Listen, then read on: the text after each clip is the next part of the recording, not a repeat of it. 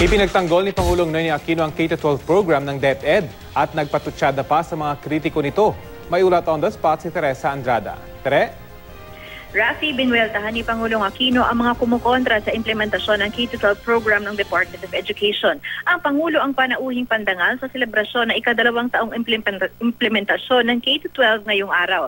Sa pagsisimula ng kanyang talumpati, pinahapyawan niya agad ang iilang nagrally sa harap ng PICC kung saan ginanap ang selebrasyon kanina. Anya, pihado daw na pagdating na panahon at naipatupad ng husto ang K-12 program ng maayos, maihihirit pa ring batikos ang mga kontra dito. Kaya sabi ni Pinoy, ipapasa Diyos na lang daw niya ang kanyang mga kritiko. Giit ng Pangulo, handa ang pamahalaan na ipatupad ang programa dahil na rin naging sapat ang tulungan ng gobyerno at mga stakeholders para maisakatuparan ito. Ngayong school year, sisimula na ang full implementation ng karagdagang 2 taon ng senior high school.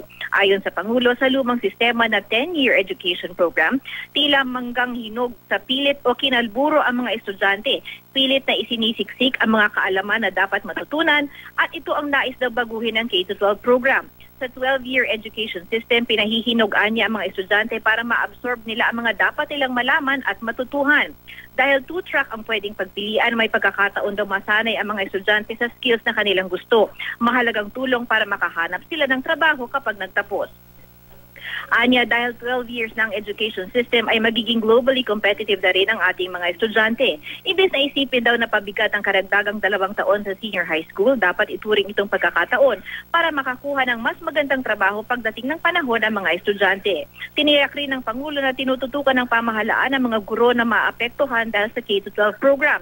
May inaaral na daw na programa para tulungan ang mga guro na hindi makakapagturo ng first-year college dahil sa karagdagang 2 years sa senior high school.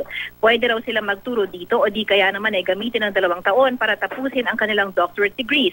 Matutulungan naman daw sila dito ng pamahalaan. At yan muna ang latest mula dito sa Maynila. Balik sa iyo, Rafi. Maraming salamat, Teresa Andrada.